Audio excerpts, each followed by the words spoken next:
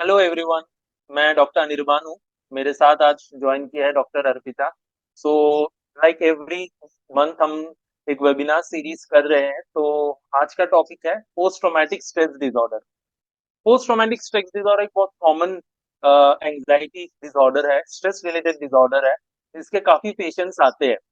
तो चलिए शुरू करते हैं कि ऐसे पेशेंट्स से जो जिसको मैंने 2-3 महीने पहले ही देखा था। एंड मैं उनका हिस्ट्री आपको बताऊंगा एंड आप समझ शायद बहुत लोग रिलेट भी कर पाएंगे। तो हम नाम नहीं लेंगे, तो हम हमारे पेशेंट को मिस एस बोलेंगे, ठीक है। तो मिस एस 16 साल की लड़की है। वो अपने पेरेंट्स के साथ मेरे ओपीडी में आई थी 3 महीने पहले। पेरेंट्स का मेन कंप्लेन था कि वो स्कूल जाना बंद कर दिया है। वो अपने पेरेंट्स को घर से बाहर नहीं निकलने दे रही है, दोनों को अपने पास ही रख रही है। उसका एक छोटा भाई है और उस भाई को भी वो स्कूल जाने नहीं दे रही है, बाहर ही जाने नहीं दे रही है। कभी भी अगर उसके फादर को बाहर जाना होता है तो लड़की उसके साथ जाती है, और एकदम अंदर की गली से जाना होता है, मेन रोड अवॉइड करती है, जाने नहीं देती है। रात में बीच में चीख के उठ जाती है, डर लगता है, पूरा पसीना स्वेटिंग होता है रात को। बीच बीच में अगर अचानक से कहीं हॉर्न सुन गया, कोई लाउड आवाज सुन लिया तो चौंक जाती है। तो ये सब कंप्लेन्स लेके आए थे मेरे पास। जैसे हमने थोड़ा हिस्ट्री लिया, थोड़ा पूछा। बच्ची पहले बहुत ज्यादा डरी हुई थी, लेकिन धीरे धीरे हमारे साइकोलॉजी टीम है, उनके साथ बात करने के बाद शी ओपनड अप। उसके बाद पता चला कि 4 महीने पहले जब वो स्कूल जा रही थी घर से, तो उसने जो उसके घर के सामने जो मेन रोड है उसमें एक एक्सीडेंट देखा, जहां पर एक ट्रक ने एक पासर बाई को कुचल दिया था। And that person was brought dead, वो वहीं पे मर गया था। And the scene was also very brutal, क्योंकि बहुत ज्यादा इंजरीज लगे थे उस पर्सन में, तो इसलिए देयर वाज इंस्टेंट डेथ। वो इंसिडेंट उस लड़की को बहुत ज्यादा शॉक किया था। एंड फ्रॉम देन ऑन उसके दिमाग में कंटिन्यूअसली ये थॉट्स चलता रहता था कि शायद मेरे परिवार के साथ हो जाएगा, अगर मैं जाऊंगी तो हो जाएगा। बीच बीच में वो जो सीन्स थे जो सामने वो देखे थे, वो नाइट्स में आते थे, ड्रीम्स में आते थे। कोई भी लाउड नॉइज आए तो वो चौंक जाती थी, किसी को बाहर नहीं जाने देती थी इस घर से। वो जो रोड है उसके घर के सामने, उसमें निकलती नहीं थी, हर टाइम अवॉइड करते रहती थी, फुटपाथ के साइड से जाती थी अगर कहीं भी कोई मेन रोड दिख जाए। तो ये सब सिम्टम्स बहुत ही कॉमन है। और ऐसे कोई ट्रॉमेटिक इंसिडेंट अगर किसी के लाइफ में होता है, स्ट्रेसफुल इतना लेवल का, तो ये सब सिम्टम्स आते हैं। इसको हम पोस्ट ट्रॉमेटिक स्ट्रेस डिसऑर्डर बोलते हैं, और आज का डिस्कशन इसी के बारे में है। तो अभी डॉक्टर अर्पिता हमें इस डिसऑर्डर के बारे में थोड़ा और डिटेल में बताएगी। Thank you doctor Anirban. So yes, आज का हमारा टॉपिक ऑफ डिस्कशन जो है वो पोस्ट ट्रॉमेटिक स्ट्रेस डिसऑर्डर है। ये एक एंजाइटी डिसऑर्डर ही होता है, लेकिन ये बाकी एंजाइटी डिसऑर्डर्स जो हमने लास्ट टाइम डिस्कस किया था, just an overview of what is anxiety, और उसके बाद हमने हेल्थ एंजाइटी डिस्कस किया। So how this is different from the usual other anxiety disorders which we have already discussed. So post-traumatic stress disorder it happens following an exposure to some traumatic or a stressful event. And traumatic event और stressful event जो होता है वो किसी भी form का होता है। जैसे अभी डॉक्टर निर्मा ने एग्जांपल दिया कि his patient had she witnessed traumatic an accident, और जिसके आफ्टर इफेक्ट्स जो है वो लिंगर ऑन कर गए। तो हमारे ओपीडी में काफी पेशेंट्स ऐसे आते हैं, मोस्टली कोई उन्होंने एक्सीडेंट देखा होता है, या कोई फिजिकल अब्यूज के जो डोमेस्टिक वायलेंस के कुछ पेशेंट्स हैं, या sometimes sexual abuse, or they are a part of some kind of an accident. They have lost their loved ones unexpectedly. So these kind of exposure to these kind of stressful situations can evoke a disorder in a person which is called as post traumatic stress disorder. काफी लोग जो सुनते हैं इसके बारे में उन्होंने पढ़ा होता है कि ये यूजुअली आर्मी के लोगों में ज्यादा कॉमन होता है। यस, जब ये डिसऑर्डर जो है वो डिस्कवर हुआ था, या जब इसके बारे में बात होना स्टार्ट हुई थी, इसके सिम्टम्स जो थे वो नोटिस में आए थे, तो मोस्टली वो हमें आर्मी वेटर्न्स में दिखा था। लेकिन with exposure to other trauma जो मैंने भी डिस्कस किया, हाँ, disaster is also one of the other traumatic experience. So post these kind of traumatic events also, body can go into a state of the problems which usually are manifested in the form of post-traumatic stress disorder. So, but आपको ये चीज भी समझने की जरूरत है कि every person who experiences such kind of traumatic event will not develop post-traumatic stress disorder. For example, दो इंसान एक particular accident में है और उसमें से एक पर्सन जो है वो ये सब सीरीज ऑफ सिम्टम्स डेवलप करते हैं, बट दूसरा पर्सन में भी some time they are affected but वो मैनेज कर पाए उन सिम्टम्स को. सो हर एक इंसान की बॉडी का और साइकोलॉजिकल रिस्पॉन्स जो होता है वो डिफरेंट होता है टू पर्टिकुलर ट्रोमेटिक सिचुएशन. अब यूजुअली जो पोस्ट ट्रोमेटिक स्ट्रेस डिसऑर्डर की जो सिम्टम्स हैं वो अगर एक ट्रॉमा के बाद थोड़ा इमोशनली ओवरवेल्म होना, थोड़ा एंजाइटी आना, वो एक नॉर्मल रिएक्शन भी हो सकता है.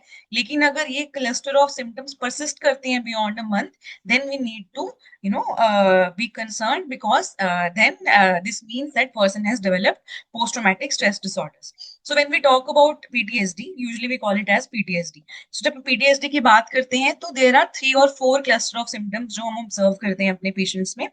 First is called hypervigilance, hypervigilant behavior. Second होता है re-experiencing of the traumatic event. Then lot of avoidance comes, and then kind of emotional response to symptoms and some physical symptoms the person can perceive. So let's just dissect एक एक symptom को एक एक करके. One is hyper vigilant behavior. क्यों? क्योंकि because they have witnessed trauma in the past, so now they become very hyper vigilant. वो small चीजों को लेके भी काफी केयरफुल रहते हैं because they worry, they anticipate कि फिर से वो ट्रॉमेटिक इवेंट जो है उनकी बॉडी फेयर करती है कि उन्हें फेस ना करना पड़े. तो वो अपनी पूरी बॉडी सेंसेशंस को हमेशा स्कैन में रखेंगे. आगे पीछे जो इन्वायरमेंट है, अगर वो फॉर एग्जाम्पल किसी ने trauma in the form of accident देखा है तो वो ड्राइव करने में उनको डिफिकल्टी होगी, वो विजिलेंट रहेंगे, वो एंशियस फील करेंगे. So this kind of behaviours are commonly seen which मतलब हाइपर विजिलेंट वो हो जाते हैं हर एक सिचुएशन को लेके.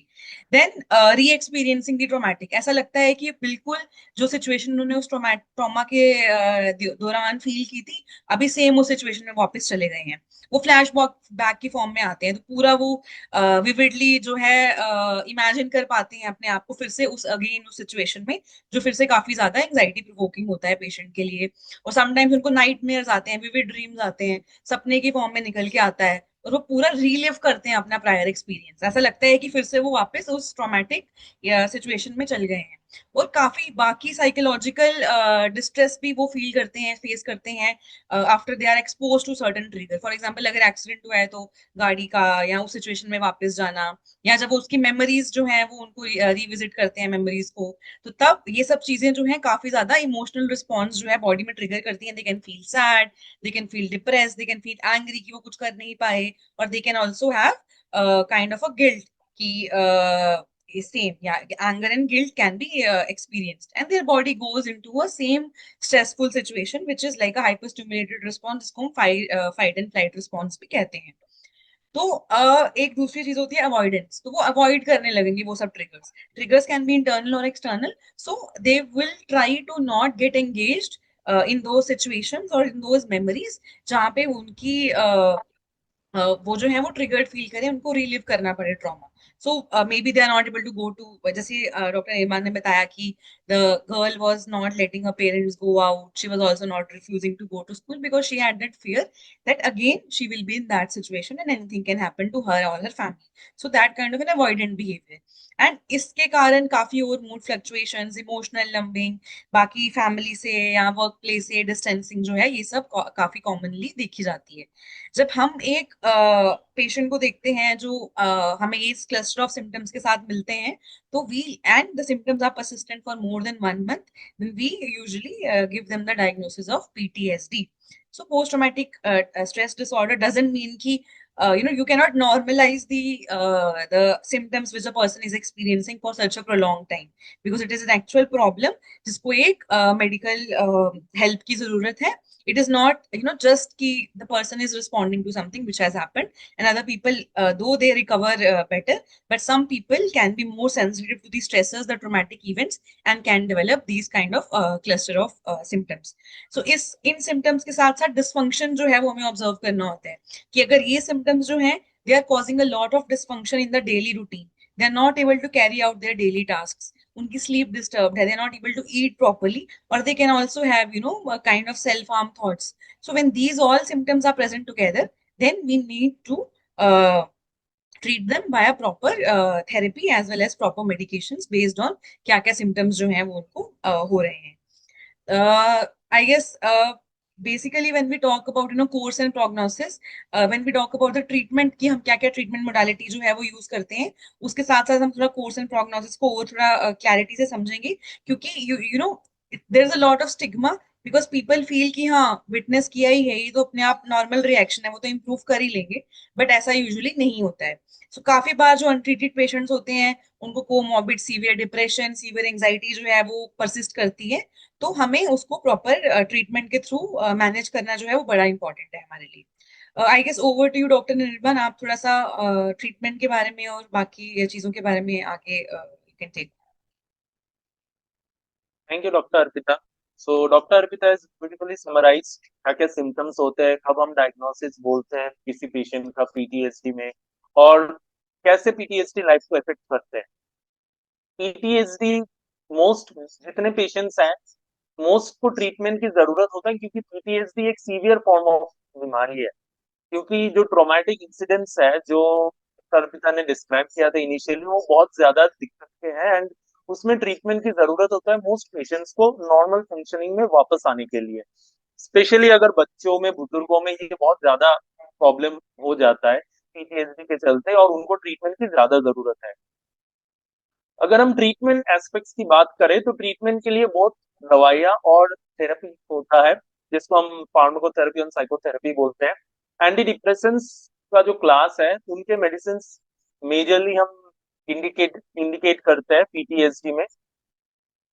डिपेंड करता है कि सीवियरिटी क्या है, ट्रॉमा क्या है, और उस ट्रॉमा के साथ कांटेक्ट क्या है पेशेंट्स का, कितना सीवियर है सिम्टम्स, उससे उनका फंक्शनिंग कितना डिपेंड करता है. इन सब के बेसिस पे हम लोग डिसाइड करते हैं कि दवाई इंपॉर्टेंट है या थेरेपी इंपॉर्टेंट है. ऑब्वियसली पेशेंट और उसके फैमिली मेंबर के साथ भी हम डिस्कस करते हैं इस बारे में कौन सा ज्यादा फिजिबल है, उसके बाद एक डिसीजन आता है. So basically we okay. Discussed कि थेरेपीज जो हैं काफी डिफरेंट डिफरेंट मोडालिटीज की अवेलेबल होती हैं, and based on patient, individual patient, we screen and we see कि किसके लिए कौन सी थेरेपी वर्क करेगी. जैसे trauma focused cognitive behavioural therapy है, सम ईएमडीआर एक थेरेपी है, एसीटी थेरेपीज होती हैं. So different different modalities of therapies हैं. Based on a patient we can decide what we have to give. तो जैसा मैं बोल रहा था, मेनली जब भी कोई पेशेंट आता है हमारे पास पीटीएसडी को लेके, तो हमारा मेन फोकस वही होता है कि डिटेल हिस्ट्री लेना है, पेशेंट से बात करना है, पेशेंट का सिचुएशन और सिविरिटी समझना है, उसके बाद डिसीजन लेना है कि मेडिसिन या थेरेपी, या फिर कभी कभी दोनों का कॉम्बिनेशन हम करते हैं ताकि रिकवरी थोड़ा फास्ट हो. तो ये सारे फैक्टर्स डिपेंड करते हैं. बट जो सबसे इम्पोर्टेंट फैक्टर है कि पीटीएसडी में जब पेशेंट्स होते हैं उनको हेल्प की जरूरत, वो हेल्प के लिए आना नहीं चाहते हैं. क्योंकि एक तो है कि पीटीएसडी के सिम्टम्स ही तब इतने सीवियर होते हैं कि वो डॉक्टर के पास हेल्प लेने के लिए एक बहुत ज्यादा इंपॉर्टेंट बैरियर होता है. दूसरा सोसाइटी का एक व्यू पॉइंट होता है कि सोसाइटी ऐसे सिचुएशंस में मेंटल हेल्थ कंसर्न्स मानते नहीं है इन सिचुएशंस को. इससे क्या होता है कि सिविरिटी और बढ़ता जाता है. जितना आप देखोगे कि पीटीएसडी ऐसा बीमारी नहीं है कि 1 साल 2 साल 5 साल जितना टाइम जाएगा तो बीमारी ठीक हो जाएगा. उल्टा होता है कि जितना टाइम ज्यादा प्रोलॉन्ग होता है ट्रीटमेंट के बिना, सिविरिटी उतना बढ़ता रहता है और डिस्फंक्शन बढ़ता रहता है. सो सबसे इम्पोर्टेंट चीज है कि हम अपने आसपास अगर किसी ने जान पहचान के लोगों में ऐसा सिचुएशंस देखे, तो हमें प्रोफेशनल हेल्प के लिए उनको बताना होता है, ताकि ये डिस्फंक्शन कम हो, सिविरिटी कम हो और एक इम्प्रूव लाइफस्टाइल हो. अभी हम कुछ क्वेश्चंस ले सकते हैं डॉक्टर अर्पिता. हाँ जरूर. सो जस्ट मैं एक बार समराइज करना चाहूंगी. हमने डिस्कस किया है पोस्ट ट्रॉमेटिक स्ट्रेस डिसऑर्डर के बारे में. सो जस्ट 30 सेकेंड समरी कि post traumatic stress disorder happens usually after exposure to a traumatic situation. और वो ट्रॉमा मल्टीपल फॉर्म्स में हो सकता है. फिजिकल ट्रॉमा की फॉर्म में भी हो सकता है which basically psychological symptoms evoke करता है, या वो साइकोलॉजिकल ट्रॉमा भी हो सकता है. Trauma can be witnessing some accident, या आप किसी एक इंसिडेंट में हो जहाँ आप एक्सीडेंट की शिकार हो गए हो, सेक्सुअल अब्यूज हो गया, डोमेस्टिक वायलेंस हो गया. These are few common traumatic event जिसके बाद people usually develop symptoms. Symptoms में क्या है, फ्लैशबैक्स आते हैं, लगता है कि आप फिर से वो घटना दोबारा आप जी रहे हो उस चीज को. सेकंड चीज हो गई नाइट में, सपने में बार बार वो चीजें जो है वो रिपीटेडली आती हैं विविडली. तीसरा चीज है कि आप इमोशनली नम फील कर रहे हो, एंग्शियस फील कर रहे हो, आप अवॉइड करते हो कोई भी ऐसी सिचुएशन या कोई भी ऐसा ट्रिगर या कोई भी ऐसा इंसान जो उस इंसिडेंट से रिलेटेड होता है। और ये सब चीजें जो है वो 4 हफ्ते से ज्यादा परसिस्ट करती हैं। और अ लॉट ऑफ डिसफंक्शन जो है वो देखा जाता है आपके प्रोफेशनल लाइफ में या पर्सनल लाइफ में, या आपके बायोलॉजिकल फंक्शन जैसे स्लीप और खाना पीना, वो सब भी डिस्टर्ब हो रहा है। तो हमें इसकी हेल्प लेनी चाहिए। ऐसा नहीं है कि जब आपको कोई देखे कि जो आपके साथ ये शेयर करे कि वो ये सिम्टम्स फील कर रहे हैं आपके लव्ड वंस, और आप उनको ये बोलें कि नहीं आप तो ओवर रिएक्ट कर रहे हो, ये तो सब ये तो नॉर्मल है, ये तो ठीक हो जाएगा। So you need to encourage them to take a professional help. You can not say them that it is normal, and you don't have to say कि you man up, you are a weak person. So this is a disorder, let's just treat it like a psychiatric issue. And जिसके लिए treatment modalities हमारी medication है as well as therapy है। और अगर आपको लगता है कि that person is so much troubled और इतना ज्यादा डिस्ट्रेस है उन सिम्टम्स के कारण दैट ही और she has thoughts of self harm या सुसाइड, देन इमरजेंसी केयर जो है वो काफी काफी इंपॉर्टेंट है उस टाइम के लिए। क्योंकि we never know if they can act on their suicidal thoughts because symptoms are that much distressing. So इसी वही चीज जो है हमारे लिए काफी इंपॉर्टेंट है कि then we have to rule out कि कोई सुसाइडल थॉट्स या उनको सेल्फ हार्म के थॉट्स तो नहीं आ रहे हैं इसके साथ साथ। That is the only emergency which we have to cater. बाकी सिम्टम्स जो है via medication as well as therapy जो है काफी हद तक इंप्रूव हो सकते हैं। और अगर ये अनट्रीटेड रहे तो सिम्टम्स की वर्सनिंग ज्यादा हो सकती है, सिम्टम्स रेजिस्टेंट हो सकते हैं ट्रीटमेंट को, और प्रॉब्लम्स जो है हमारी बढ़ सकती है, मल्टीप्लाई हो सकती है। सो सेम क्वेश्चन ही लोगों ने पूछे हैं कि क्या क्या थेरेपीज अवेलेबल हैं। जैसे मैंने आपको बताया कि cognitive behavioural therapy, acceptance and commitment therapy है, ईएमडीआर एक आई मूवमेंट डिसेंसिटाइजेशन एक थेरेपी होती है, वो हम यूज कर सकते हैं कि हम आई की मूवमेंट्स को यूज करते हैं उनकी मेमोरीज को, उनके इमोशनल माइंड के साथ डीलिंग कैसे करना है, kind of a learning principle हम यहाँ यूज करते हैं। So those are lot of technical things, but you have to see कि आप जो सिम्टम्स फेस कर रहे हो अगर ये सिम्टम्स आप में है, तो you can reach out to a psychiatrist and then they can take care from there and help you to navigate your life and help you in the healing process. So one thing is don't stigmatize these symptoms. They are actual symptoms. A lot of problem people face, but they don't come up for help because they think that we are weak, that is why we are not able to manage. We need to control these symptoms on their own, and if we take help, that means that we are not strong enough. So that is not the case. Let's just treat it as a problem, and you can reach out to us. This is our Instagram and Facebook and YouTube channel. Wherever you want, you can connect with us if you want more information. And next week we have a plan to have a webinar on behavioral addiction, mostly gaming. उसके काफी ज्यादा हमें inbox पे messages आ रहे हैं कि gaming use जो है वो टीनेजर्स में बढ़ता जा रहा है। सो लेट्स जस्ट सी कि गेमिंग क्या है, इसको हम बिहेवियरल एडिक्शन की फॉर्म में क्लासिफाई करते हैं, और काफी ग्रोइंग कंसर्न है आजकल की जनरेशन में। So let's take up that topic in our next webinar, और if you people have anything in mind you can reach out to us and we will plan the discussion. Okay, anything from your end, Dr. Nirmal? नहीं, yeah you have beautifully summarise whatever is there for PTSD. और जैसे आपने बोला, हम plan कर रहे हैं behavioural, social media, ये सारे जो एडिक्शंस हैं आजकल बहुत ज्यादा कॉमन है। सो विल प्लान कि ऐसा कोई इंफॉर्मेटिव सेशंस हम उनमें बनाएं। Sure. ठीक है, then I guess तो we can conclude thank our webinar. Thank you everyone.